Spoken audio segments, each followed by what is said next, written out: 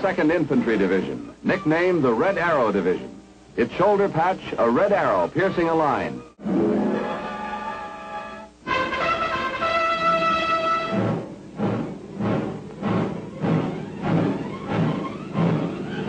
After Pearl Harbor, the division was immediately triangularized with the 126th, 127th, and 128th Infantry Regiments. This was it, preparation for fighting. We knew we were going to need it, but we didn't know how much. April 1942, destination South Pacific. Scared? Yes, a little. Australia, a long way from home. Here we found new friends. But we didn't get a chance to forget what we were down there for. Bayonet drills, close-in fighting, the works.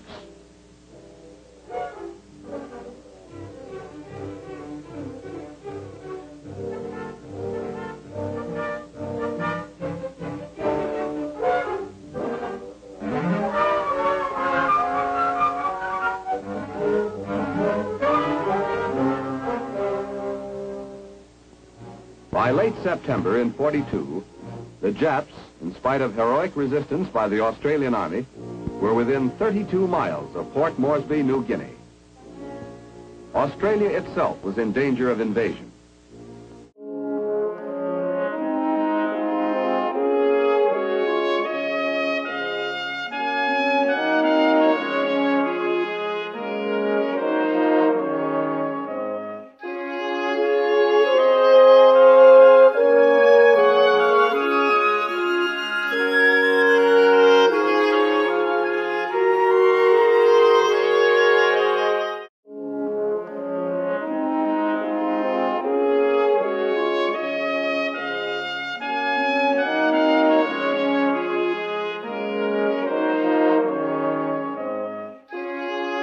G'day everyone, it's NQ Explorers again. Today I'm in Camp Cable in south of Brisbane in Queensland, and this is the site of the camp of the United States Army 32nd Infantry Division, the Red Arrows, and there are elements of the 1st Marine Division in here too.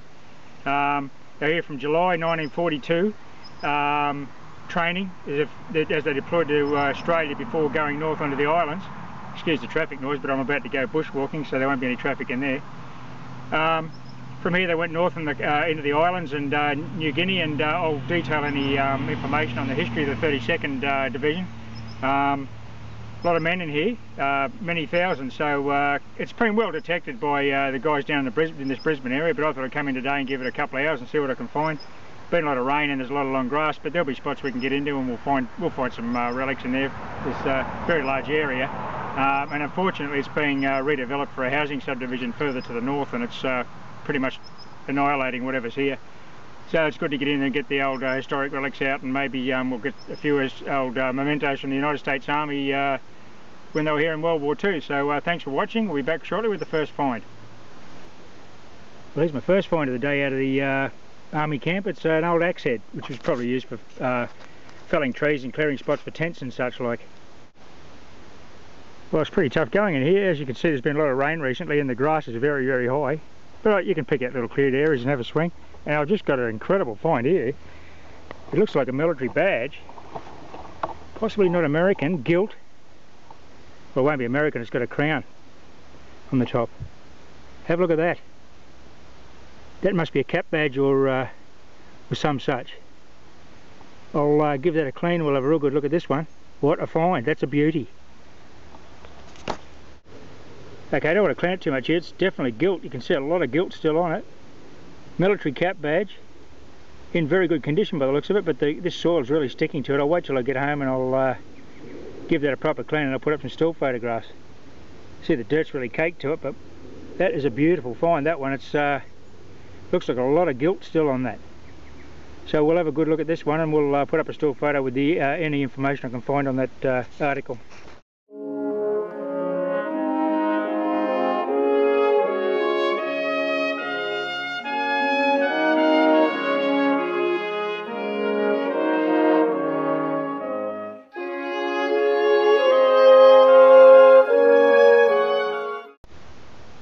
next find's typical of these World War II military camps. As you'd expect, it's a beautiful old drum bung with the DD, Department of Defence arrow in the centre. Very typical of what you find in these areas, because the number of drums that we use for fuel and all sorts of stuff coming into these camps to keep the troops supplied. Okay, well, I just got this tent or tarpaulin / camnet tie down loop, which is typical of the tent area, so we're on the right track. Okay, well, here's the next find. We're definitely in a camp. It's either a shaving or toothpaste. I think it's that. Looks like it's that. This will destroy it, unfortunately.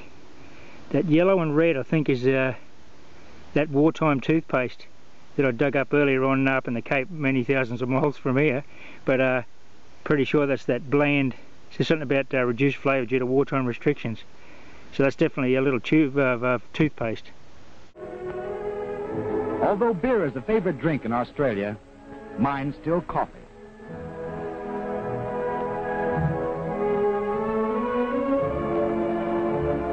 And the Red Cross is the best place to get it. You know, Mother, the Australians ought to take a lesson from you on the subject of coffee. But this Red Cross had it down to perfection. The coffee was good.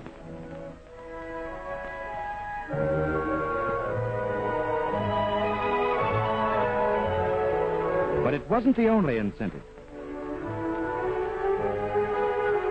If you see what I mean.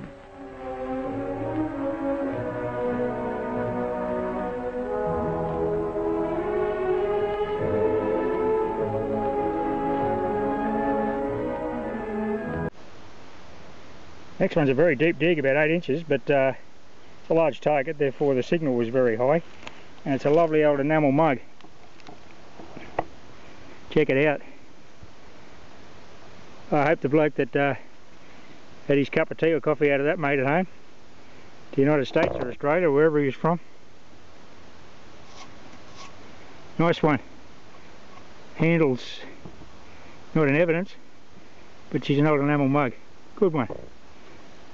This area's got patches of lantana. It's pretty hard going, but you know, you can just take your time and you pick out targets in between the trees. Well, here's my next find, just a couple of inches down. It's my first US Army relic. It's a US Army shirt button. You can see the stars on there. I don't want to clean it too much, too aggressively in the field, because it'll ruin it. But boy, that is in lovely condition. Look at that. US Army, I think that's just a shirt button, but you guys in the US will know more about that than I will. But I'll research that, and well, that's a great find, that one. Okay, I'm definitely in a camp here.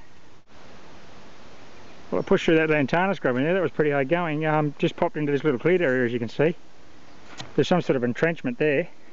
And I got that US Army shirt button just then, and I got a lovely 70 signal over here. It's a really solid target. I'll just show you what it looks like on the machine. Getting a solid, well, anyway, it's a low 70 to 78 there. I don't know if you can see that target ID. In about here somewhere, so we'll have a dig and see what that is. It may be another shirt button, because that last one came up in the high 60s, low 70s. Well, today's first ammunition item appears to be a 303 blank. I'll get a Headstamp code off that, and we'll get a date and a munitions factory. Well, I've just spent 20 minutes going around in a big circle. I came back to where I found that first US Army button. That's where that Cup's canteen, the animal cup, is sitting over there that I found earlier, and I just found another button. Looks like a shirt button. Perhaps it's a plain button, perhaps Australian Army shirt button. I'll magnify it and see if there's any writing on it. It doesn't appear to be in the field here. Okay, on we go.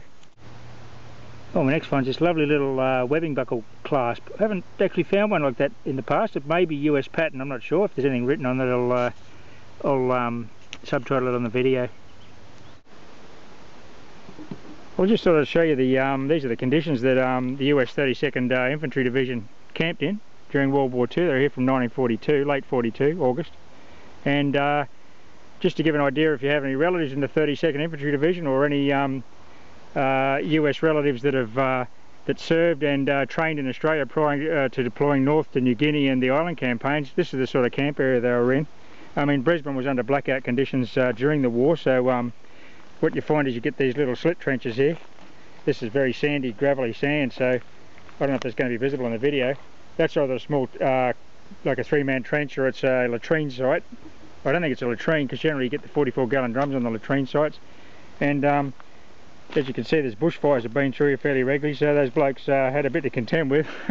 You wouldn't want your campfire getting away from you.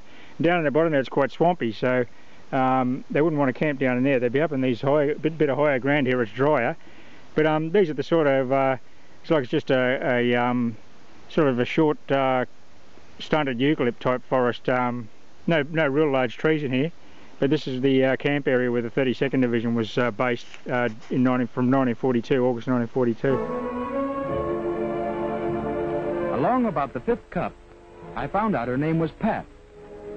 Aussie girls are much like American girls. They're bright, pretty, and swing conscious.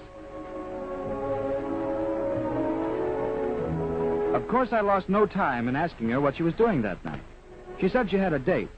When Johnny asked about tomorrow night, she said she had one then, too, to write a letter to her boyfriend in New Guinea. He and her brother are both in the Air Force.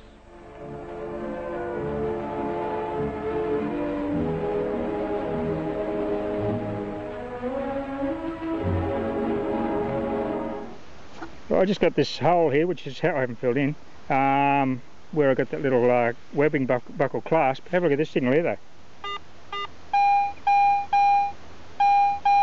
Adjacent. Maybe the rest of the buckle, low 80s, 81, 82. So I'll dig that spot just there and we'll see what we get out of that one. Well, it's another great find, definitely United States encampment. It's another US Army shirt button with all the stars. Beautiful. I'm getting more signals here, so someone's tunic or shirt's bit the dust here. I think I've got a bit of a webbing strap and buttons and things. We'll see what else is in here.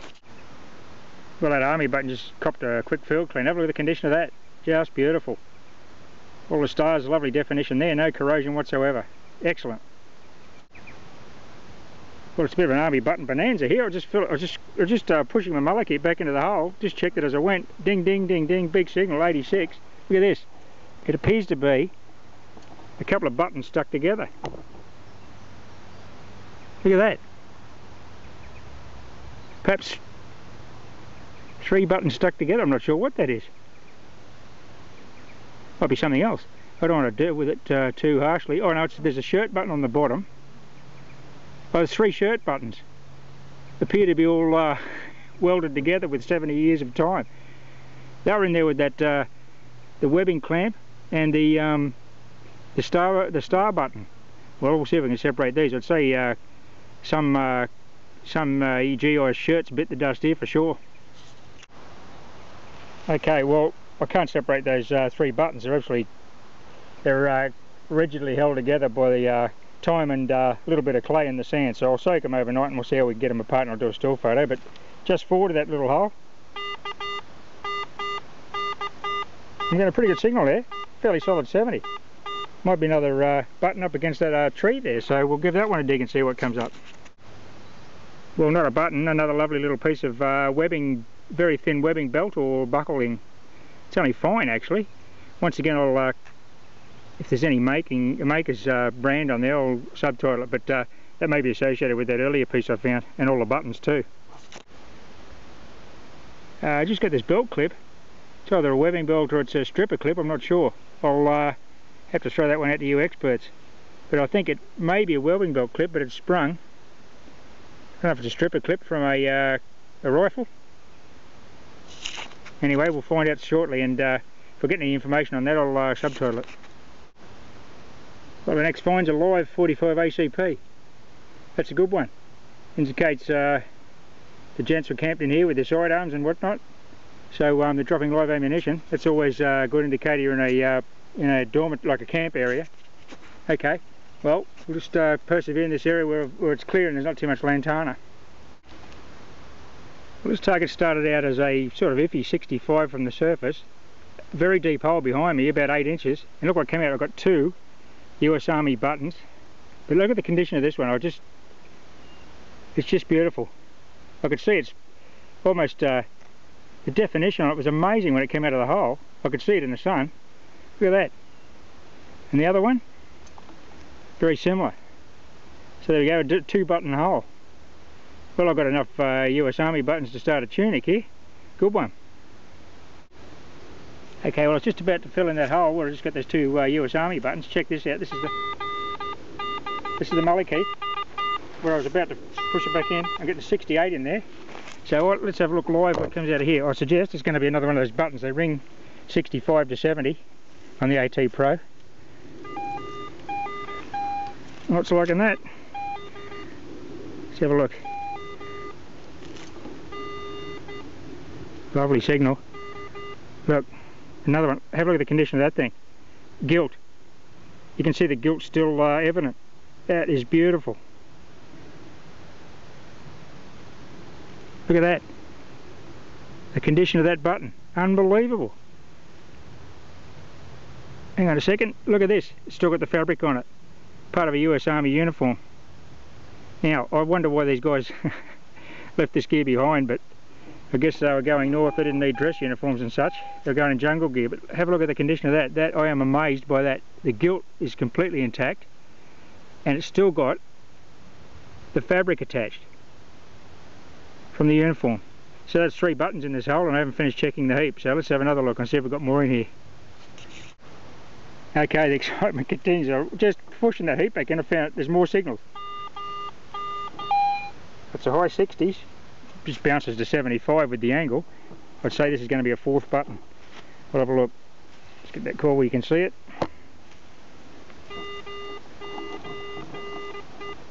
Okay.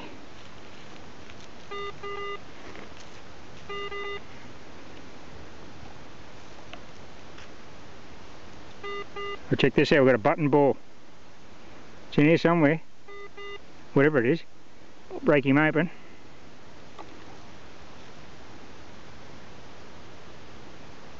What is this?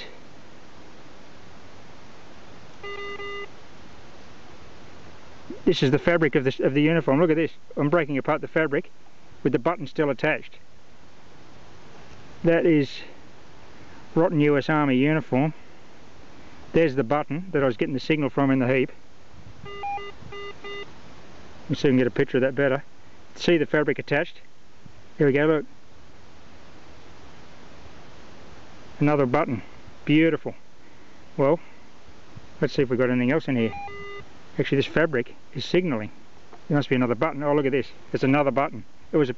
Oh, look at the gilt on this one. Have a look at that. After 70 years, the fabric's just rotten. Try not to damage this too much. I don't really want to peel back this fabric. You can see the button with the stars on it there. That is unreal. Okay, well let's, what was that, 5 buttons. I haven't checked the hole. We'll just check this little heap again and make sure. Okay, there's more in here. We'll keep going. Obviously it's a whole uniform. Well look, I'll sift through this and see how many more buttons we get out of this. Okay, well I finished the button dig. I don't seem to be getting any more signals out of that hole, which is quite significantly deep. It's about down 9 inches now.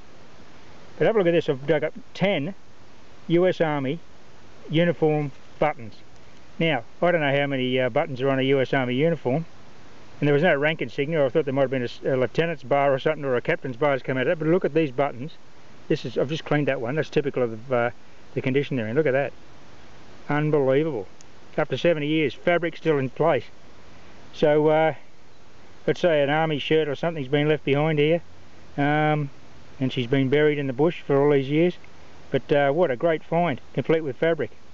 I had got those 2 earlier on, so that makes 12, but this 10 was all in a single hole. So it would be definitely off one item of clothing. Good one. Well, I was just pushing a coiling up under this little bit of lantana. I couldn't get much further in that direction, but I got a nice signal. And out of the ground came some interesting artefacts from the war. A World War II Coke bottle, what's left of it. There's more of it over here. Definitely a Coke bottle. Look at that. Too bad that's not in one piece. And with it, there's more Coke bottle. With it, a lovely old fork. If that's an Australian Army issue, it'll be, well, anyway, I guess the US troops will be an issue with Australian gear here. Albright nickel silver maybe, but look at the prongs on these World War II forks. You could nearly use them as weapons. Anyway, that's a good one. Old Coke bottle and a fork. So we're a bit of eating and drinking going on here. On the next target, out of a really sandy spot with a high 82, 83 was this lovely webbing buckle. Well, we're going to wrap the hunt up there, everyone. I hope you enjoyed that little outing. Some nice finds there today, lovely military finds, especially that almost a complete shirt, I'd suggest. There was 11 buttons and all I got out of there. A US military shirt. That cap badge early on, I'll have to identify that, and that's definitely going to be Australian or British. I'd say it'd be Australian with the Tudor crown on it. And a bit of live 9mm there and some other artefacts like the fork and the old broken Coke bottle and the enamel mug. So I've had a great day out here today. I've been here 3.5 hours. I hope you enjoyed that little outing. Best of luck on your next trip. Happy hunting, everyone. Bye for now. She wanted us to see some fair dinkum Aussies. Fair dinkum means the real McCoy. So we saw the kangaroos. We could imagine the kangaroos thinking, there's two examples of the Yank species. They're fairly tame, born in captivity, and thrive best on their native diet of hamburgers and ice cream. One look was enough.